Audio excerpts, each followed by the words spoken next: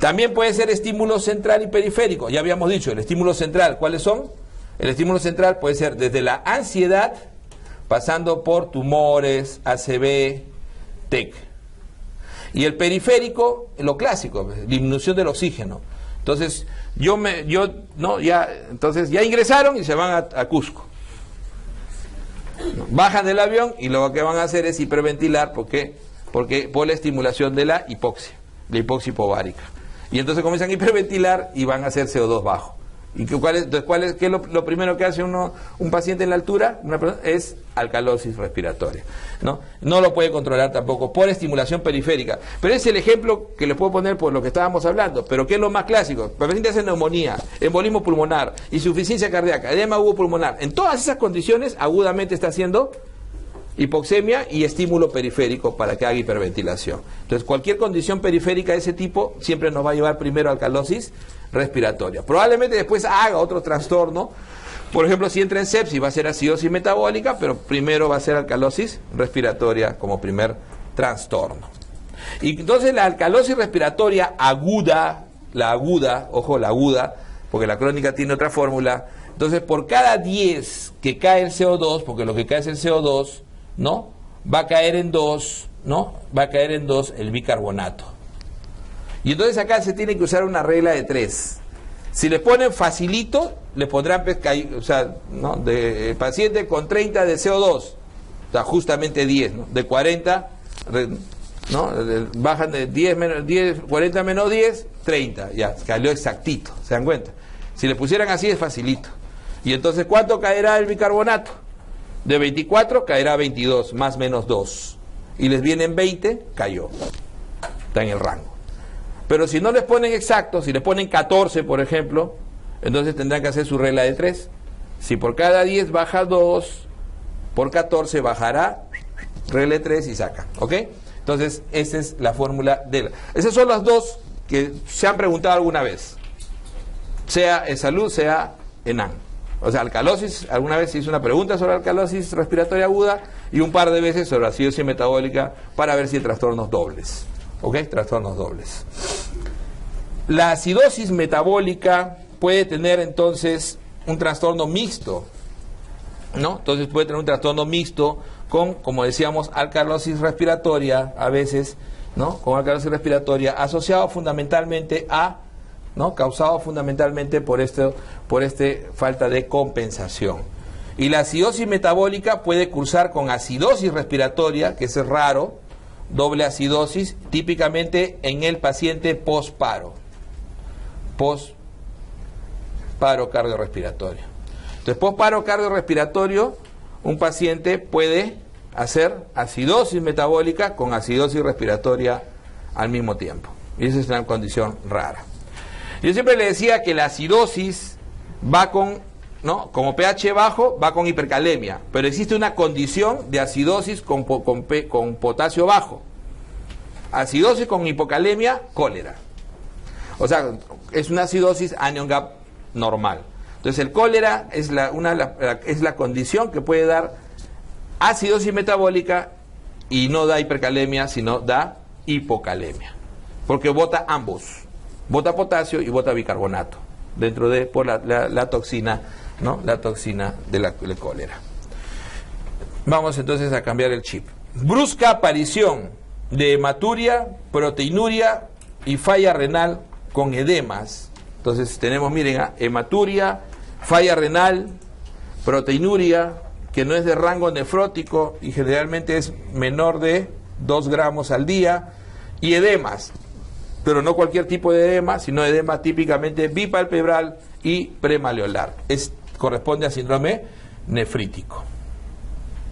Este es típico del síndrome nefrítico. Entonces el nefrítico siempre tiene, como es un proceso inflamatorio, produce proteinuria y hematuria, pero más lo que es constante es la hematuria.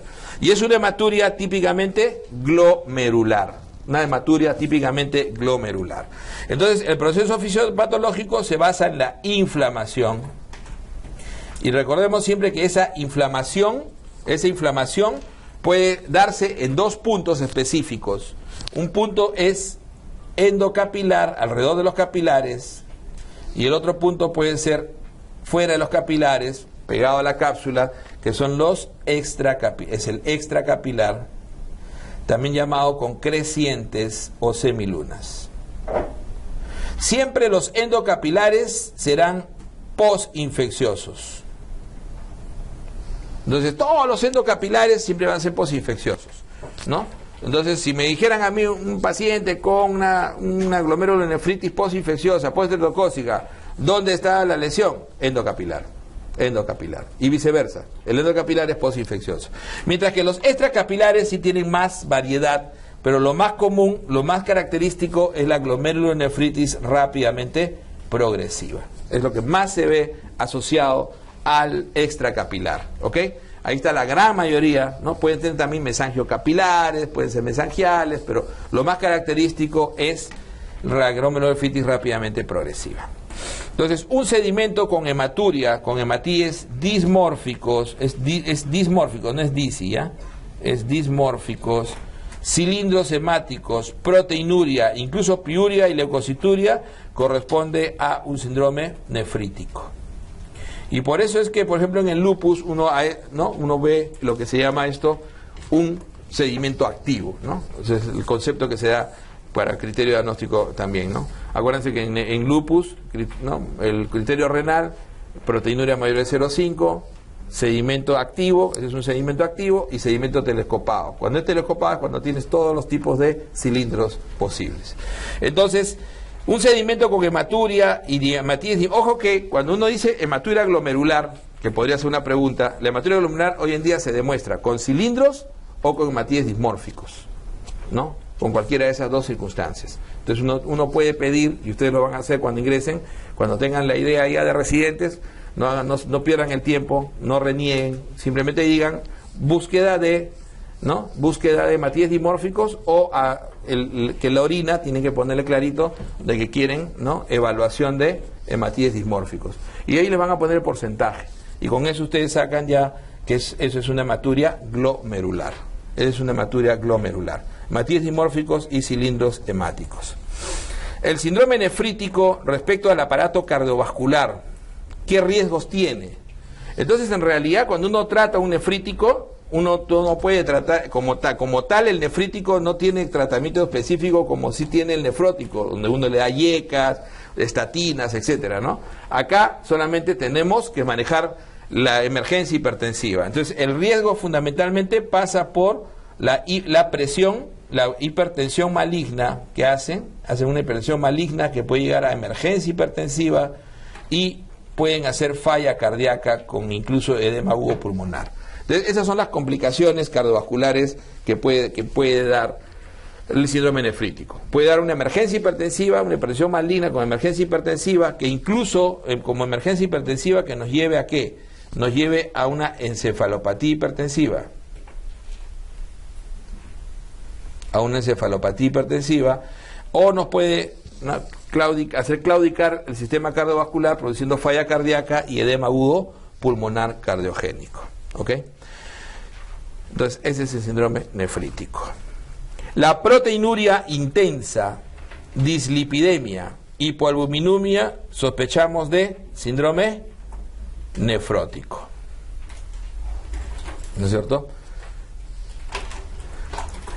Esta dislipidemia está inducida ¿por qué? Está inducida por la hiperproducción proteica hepática. O sea, se da una hiperproducción de proteínas hepáticas que incrementan la producción de lipoproteínas. Entonces, la consecuencia fundamental de la dislipidemia es el hecho que hay hiperproducción proteica a nivel hepático y dentro de ella las lipoproteínas se ven incrementados y por eso se produce la dislipidemia. Generalmente a expensas más de triglicéridos, ¿no? De triglicéridos y colesterol total. Cursa con trombofilia asociado a, o sea, ¿por qué el síndrome nefrótico cursa con trombofilia? Sufre con trombofilia asociado a deficiencia de antitrombina 3. Deficiencia de antitrombina 3, que es una proteína pequeña que se elimina con mucha facilidad en el síndrome nefrótico. Como es proteína, baja la antitrombina 3 en forma intensa, no es reabsorbida, y entonces produce lo que es una deficiencia de antitrombina 3, o sea, una trombofilia secundaria, ¿no? Produce una trombofilia secundaria. Ojo que una de las complicaciones más frecuentes de estos pacientes que hacen trombofilia es la trombosis de las venas renales.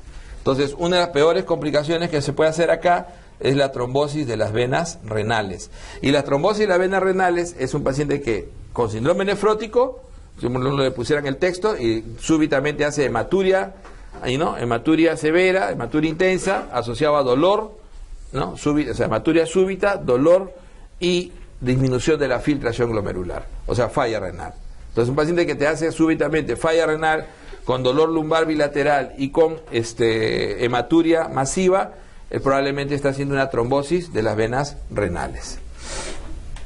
La proteinuria suele ser mayor a 3.5 gramos en 24 horas. Es el nefrótico más frecuente. ¿Cuál es el nefrótico más frecuente? Ojo, que ya vio esa pregunta antes, y definitivamente, si me dicen a mí, sin darme ninguna, sin decirme que es primario, secundario, nada, de frente me dicen, ¿cuál es el nefrótico más frecuente? Siempre va a ser diabetes, nefropatía diabética, ¿no? Entonces, el nefrótico más frecuente en general siempre va a ser, es como cuando veamos distrés respiratorio agudo, igual, si no me dicen nada específico, va a ser siempre sepsis la causa principal. Entonces, acá es diabetes. Y en los primarios, entonces ahí sí tenemos, en niños primario, en niños va a ser cambios mínimos. Y en adultos va a ser membranosa. Y en ambos, como segundo lugar, en ambos va a estar esclerosis focal y segmentaria. Esclerosis focal y segmentaria. En ambos, pero en niños es cambios mínimos y en adultos membranosa. La predisposición a infecciones en el síndrome nefrótico es por pérdida de complemento, fundamentalmente pérdida de complemento. Entonces perdemos complemento en forma masiva y tenemos mayor predisposición a infecciones.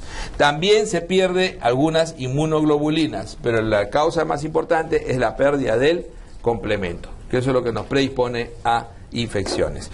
La infección más severa y que es frecuente en niños, lamentablemente, es la peritonitis bacteriana espontánea. Están los reflejos un poco, ¿no? Entonces, la infección más severa y frecuente en niños es la peritonitis bacteriana espontánea, ¿ok? Y la peritonitis bacteriana espontánea, ustedes dirán, ¿pero por qué? Porque hay incremento de la congestión de linfáticos abdominales por la ascitis. Entonces, ¿no? Generalmente los niños hacen proteinurias masivas y hacen ascitis. Son los que más ascitis hacen por nefrótico. Y hacen incremento de la presión, ¿no? De la presión linfática a nivel de abdomen, y eso produce translocación y produce infección, peritonitis bacteriana espontánea. El manejo fundamentalmente es con ceftriaxona o cefotaxima. Los dos son útiles, ¿ok? Dudo mucho que pongan los dos al mismo tiempo. Es fundamental en el manejo de la proteinuria, entonces que lo fundamental en el manejo de la proteinuria, ¿no? Es bajar justamente porque bajar la proteinuria, disminuir la proteinuria con YECAS o ARAS. YECAS fundamentalmente porque la proteinuria es tóxica. Entonces el concepto de que la proteinuria es tóxica es claro porque produce nefroesclerosis asociado a la intensa pinocitosis que se produce en el intento de reabsorción. Entonces esto se maneja fundamentalmente con bajar la proteinuria con YECAS, porque el YECA disminuye la presión intraglomerular y eso hace que disminuya la filtración de proteínas. Y ARAS, cuando los YECAS no se pueden utilizar por tos o por angioedema. Ojo que a veces, incluso una de las pocas preguntas que ha habido sobre esto, la respuesta fue losartán, pero no había ningún YECA. Entonces siempre recuerden, nunca se distraigan, siempre recuerden de que siempre es la mejor respuesta. Si uno le pone yeca, pues, es la elección, y aras, ¿no?, es la alternativa. Si no me ponen ningún yeca y me ponen un ara, tiene que ser ara, pues, ¿no es cierto? No me queda otra. Ojo, por eso le digo, ojo, tengan en cuenta eso, porque para los nefrólogos, ¿no?, pero sin nivel de evidencia, en realidad, ellos prefieren utilizar siempre aras. Siempre utilizan más aras que yecas, ¿no? Tienen sus razones. Pero definitivamente lo que está demostrado por nivel de evidencia es el uso de yecas. Difícilmente les van a poner un yeca y un ara al mismo tiempo. O sea, eso no se puede dar. Pero no estén buscando el yeca y digan, pucha, y no está el yeca, ¿y ahora qué hago? Pero están los sartán. Entonces está el ara. Si está el ara es la mejor respuesta, ¿ok? Puede ser los sartán, puede ser ibersartán, puede ser, ¿no?, puede ser valsartán, ¿no?, que son los clásicos. El síndrome nefrítico C3 bajo, C4 normal, típicamente es el post-estreptocócico. O sea, es lo que se llama la glomerulonefritis post-estreptocócica. La glomerulonefritis post-estreptocócica es justamente, ya estamos empezando a ver los cuadros, la glomerulonefritis post-estreptocócica es el síndrome nefrítico clásicamente C3, C4 bajo. La mayoría de todos los otros procesos suelen producir el C3 y C4 bajos al mismo tiempo. Son pocos los que producen solamente C3 bajo y C4 normal. Entonces, postestreptocócica es típico de niños de 2 a 12 años. La lesión es endocapilar, como decíamos, proliferativa y difusa, ¿no? Es una lesión endocapilar, proliferativa y difusa. Típicamente todos los endocapilares, les decía, son postinfecciosos, ¿no? Y lo de proliferativo es típico del nefrítico. ¿Por qué? Porque como es inflamatorio, todo lo que es inflamatorio puede ser proliferativo, incluso pueden ponerle exudativo, y eso no les debe hacer cambiar la visión del resto, ¿ok? Acá lo importante es ver si es postinfeccioso o si es endocapilar. Una lesión endocapilar proliferativa difusa es típico de la glomerulonefritis postestreptocócica. Y ese es el rango de edad, entre 2 y 12 años. Ese es el rango de edad clásico. Entonces, ese rango, ¿no?, que nosotros decimos entre 2 y 12 años, ¿no?, fundamentalmente se ve en estos niños con dos tipos de infecciones: infección faríngea, infección dérmica, que es la típica piodermia, o sea, la infección dérmica. ¿Y cuál es la infección dérmica más frecuente? El impétigo. El impétigo. La infección faríngea generalmente se precede 6 a 10 días, mientras que la infección dérmica 2 semanas.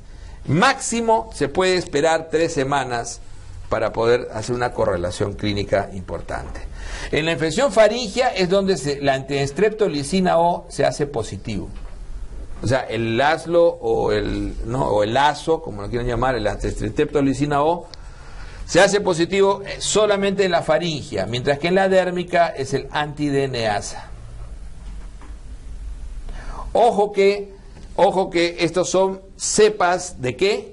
Estas dos infecciones son producidas por el mismo tipo de bacteria, pero de cepas diferentes. Y son cepas nefritogénicas y son de origen diferente, ¿no? Por ejemplo, la faringia es una cepa clásicamente, ¿no?, 12, y son cepas nefritogénicas de Streptococo grupo A o gas, ¿no?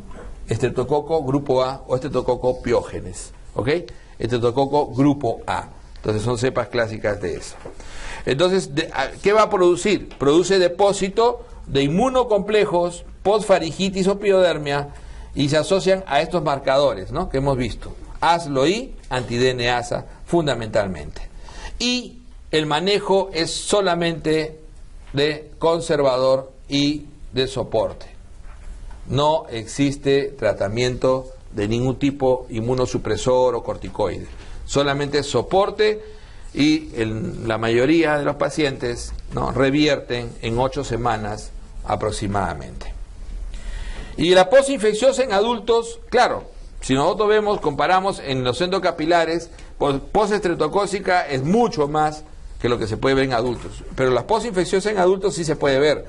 Se puede ver después de, en realidad, cualquier tipo de infección, pero lo más frecuente hoy en día es asociado a postendocarditis. Esa es hoy en día la más vista, postendocarditis. Igual, depósito inmunocomplejos endocapilares que no se tratan si no se da soporte. Mientras que una proliferativa, una glomerulonefritis proliferativa extracapilar, ya es extracapilar, ya no es postinfecciosa, con semilunas o crecientes, esa es típicamente, ¿no? Esa es típicamente la primera posibilidad rápidamente progresiva. Entonces la glomerulonefritis rápidamente progresiva es la más frecuente y la que vamos a ver más. Entonces generalmente se asocia a depósitos de diferentes complejos inmunes asociados a algunos anticuerpos conocidos. El depósito de antimembrana basal glomerular, por ejemplo, ¿no? Y el de ANCA, ¿no? Y el de ANCA son los grupos más frecuentes, ¿no? Estamos ahí, los llama el grupo 1 y el grupo 3, ¿ok? Puede ser por depósito de anticuerpo antimembrana basal glomerular, o puede ser por depósito de anticuerpo anticitoplasma de neutrófilo, el ANCA clásico, que ya hemos visto en vasculitis.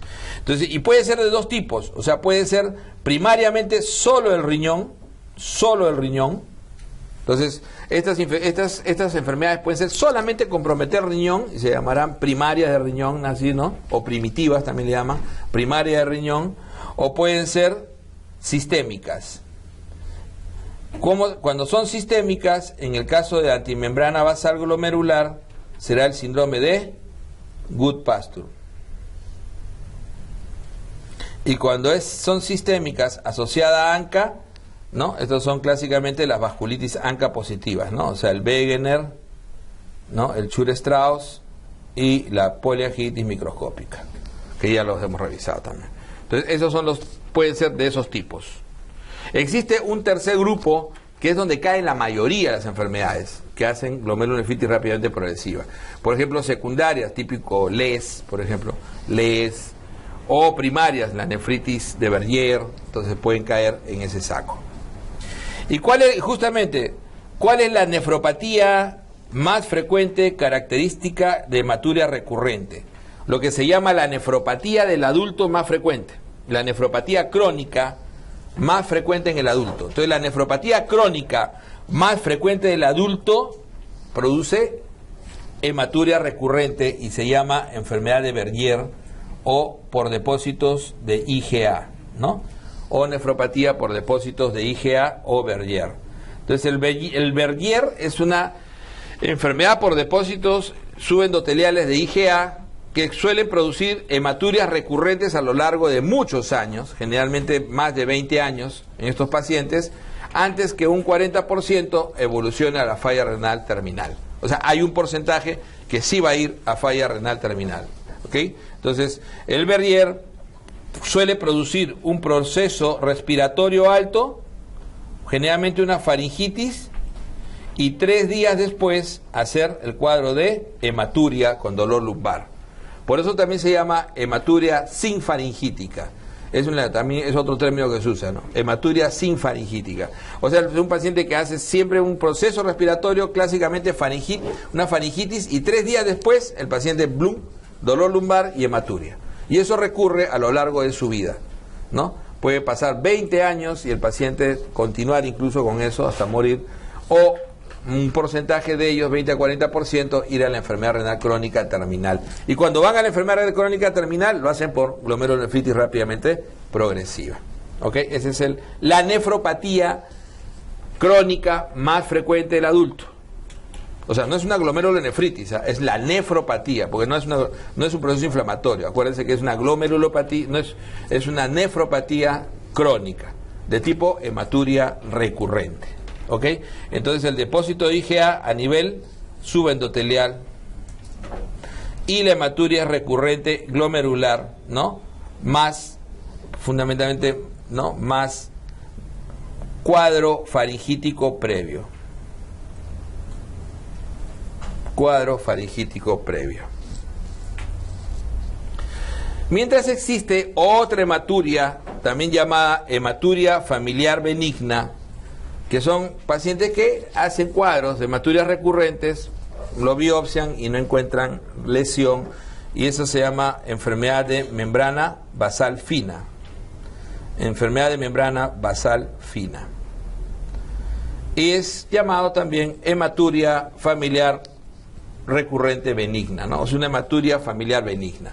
Entonces, y es familiar porque está ligado a X, ¿no? Está ligado genéticamente y pero no causa porque es benigna, porque esto sí no evoluciona a falla renal terminal como el Bergier.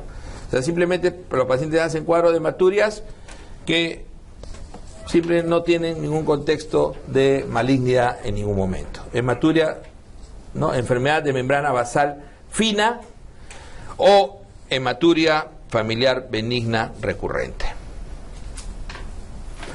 El nefrótico córtico sensible es un nefrótico córtico sensible que se asocia a linfoma Hodgkin y se asocia a nefritis intersticial alérgica por AINES. Y ese es entonces cambios mínimos. Entonces, cambios mínimos es un síndrome nefrótico, es una glomerulopatía por cambios mínimos, es un síndrome nefrótico que se lo considera el más córtico sensible. Es el clásico córtico sensible. El córtico resistente clásico es esclerosis focal y segmentaria. ¿Okay? Ese es el córtico resistente. El córtico sensible es el cambios mínimos. Y los cambios mínimos pueden ser idiopáticos, típico de niños entre 2 a 6 años, ¿no? Pero cuando es en adultos, puede, ¿no?, asociarse, pueden ser secundarios a enfermedades como linfoma Hodgkin, o también puede ser secundario a nefritis intersticial por AINES, por ejemplo, ¿no? Entonces, un paciente que usa AINES y hace un síndrome nefrótico y se le encuentra en la biopsia cambios mínimos, es por nefritis intersticial alérgica. Entonces, el nefrótico primario más frecuente en la infancia es cambios mínimos y su rango de edad es justamente 2 a 6 años. 2 a 6 años. Estos pacientes, un niño que hace síndrome nefrótico típico, sin hematuria, sin hipertensión, sin nada, solamente nefrótico, y está en este rango de edad máximo 18 meses hasta 8 años, podemos extenderlo hasta ese rango, ¿no? Entonces, y no se le biopsia. Y no se le biopsia porque no se requiere, porque típicamente es cambios mínimos la primera posibilidad. Entonces, si es cambios mínimos, no se le biopsia y se le da corticoide y remiten en un 90% dentro de las primeras 8 semanas y el resto remite posteriormente, ¿no? Que vayan a la cronicidad es muy raro. Entonces, ese es lo más frecuente en niños. Y cuando no es en niños, se puede asociar secundariamente, como le decía, a linfoma Hodgkin y se puede asociar también a nefritis intersticial aguda por AINES. El nefrótico primario más frecuente en adultos, entonces sabemos que es la membranosa. Y la membranosa, cuando tenemos una glomerulonefritis membranosa, siempre tenemos que descartar neoplasia oculta. Entonces, la que más se asocia a neoplasia oculta es la membranosa. Entonces, la membranosa siempre se debe descartar neoplasia oculta. ¿Ok? Neoplasia oculta. Definitivamente es parte de todo protocolo de investigación. O sea, cuando uno tiene un paciente con una membranosa primaria típica idiopática, edad promedio 40 años, varón, puede ser. Pero a veces fuera de esos rangos pueden tener mayor, por ejemplo, más de 60 años, uno alta sospecha que sea por neoplasia. Neoplasia más frecuente, siempre pulmón primero. Pulmón siempre es el que se asocia más a paraneoplásicos y después en este caso sigue el linfoma, ¿ok? Sigue el linfoma como una de las causas de membranosa en sospecha de membranosa de neoplasia oculta. La membranosa también se asocia a otras enfermedades, ¿eh? Recuerden que es la lesión que se puede asociar a AR. Sin embargo, o sea, AR lo más frecuente es que haga amiloidosis, ¿no es cierto? Pero cuando hace lesión primaria es por membranosa, de tipo membranosa. Y lupus tiene el estadio 5, que es membranosa también. O sea, hay que tener en cuenta eso. También la lesión membranosa también puede ser lúpica, pero es de baja incidencia y es el estadio 5 de nefritis lúpica. La mayoría de membranosas, como decíamos, son idiopáticas y tienen cierta respuesta a la inmunosupresión. pero también se puede asociar, además de neoplasia, se puede asociar algunas infecciones. ¿Y a qué infecciones se puede asociar? A virus de hepatitis B y a virus de hepatitis C. ¿Ok? O sea, miren que membranosa, entonces no nos podemos quedar solamente pensando en neoplasias. O asociado a algunas enfermedades inmunes como AR o lupus. También hay que pedirle siempre sus marcadores para hepatitis B y C, que podría ser la causa de una glomerulonefritis membranosa. Entonces, virus hepatitis B y C, si nos preguntaran, se asocia a lesión membranosa en riñón. ¿Ok? La glomerulonefritis, número 2, o sea, las nefróticas número 2 en primaria de niños y adultos, como habíamos dicho, es la glomerulonefritis focal y segmentaria, o también llamado hialinosis focal y segmentaria.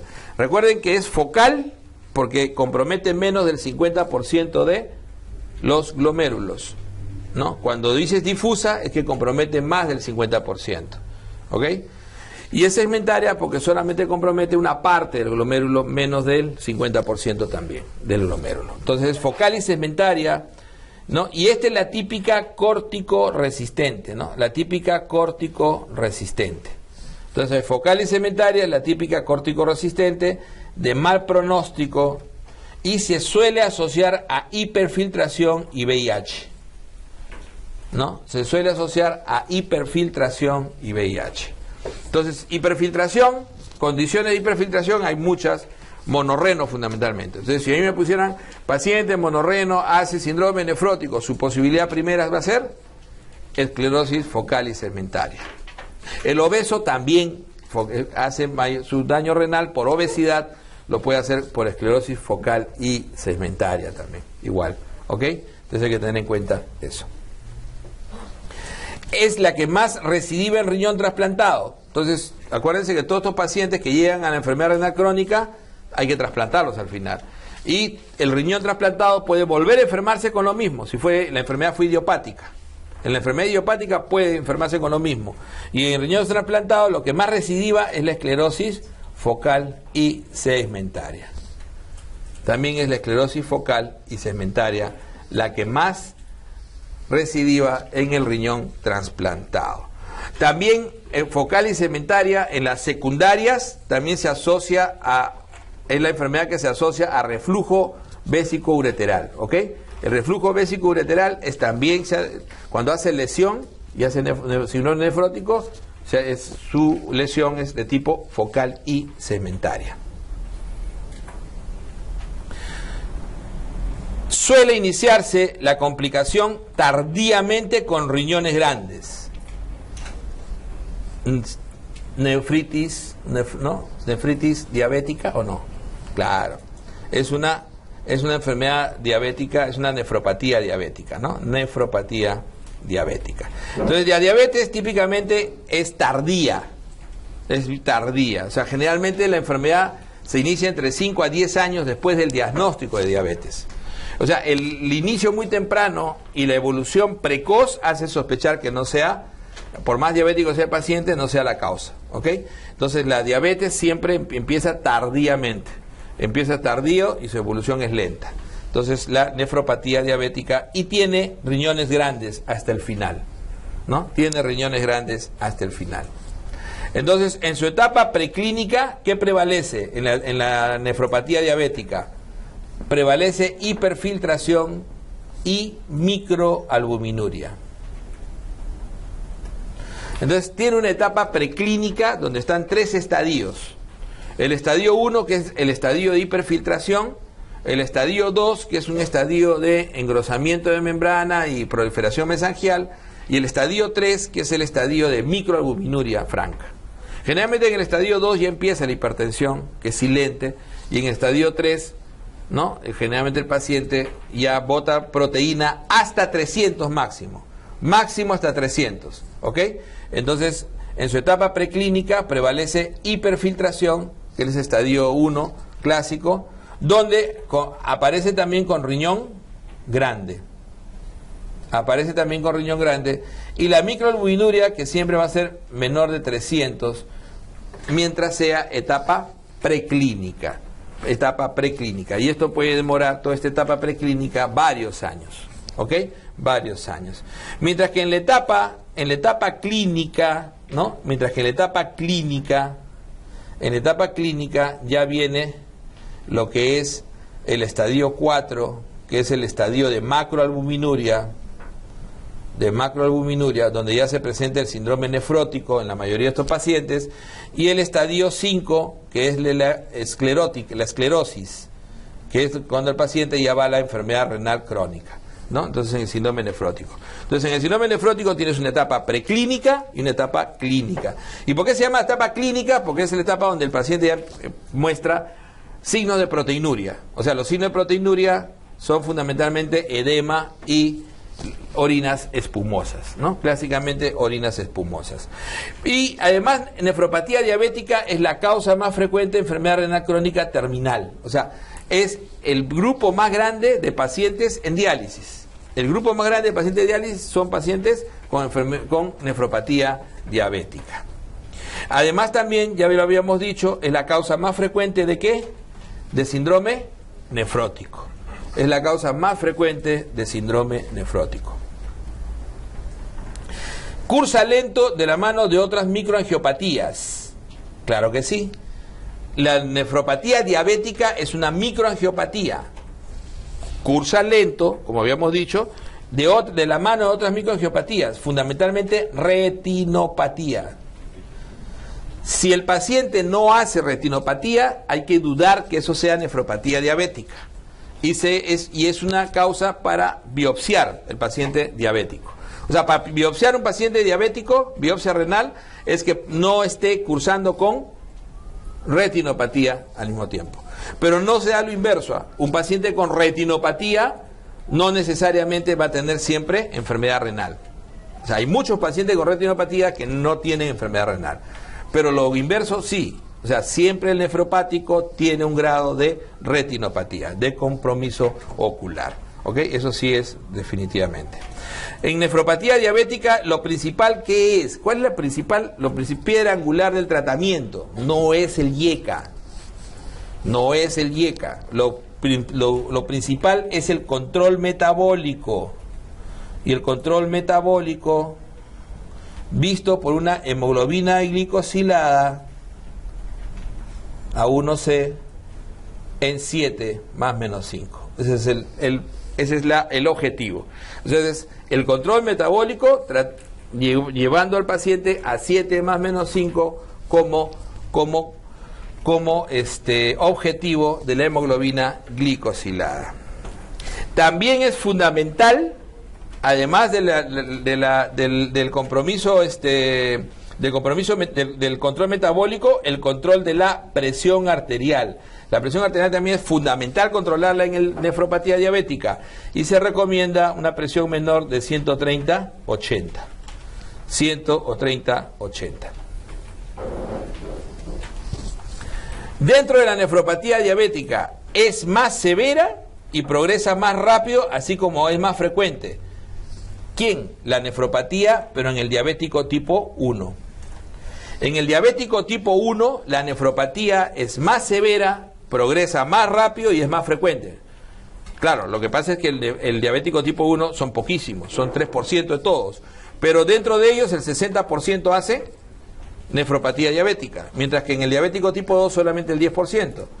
La evolución en el diabético tipo 2 es 5 a 10 años para que inicien enfermedad, mientras que generalmente en el diabético tipo 1 puede ser menos de 5 años, ¿no? Y es más severa, generalmente progresa en forma más severa, con síndromes nefróticos mucho más intensos. Entonces es más severa, progresa más rápido y es más frecuente en el diabético tipo 1, que es donde más estudios también se ha hecho, dicho sea de paso.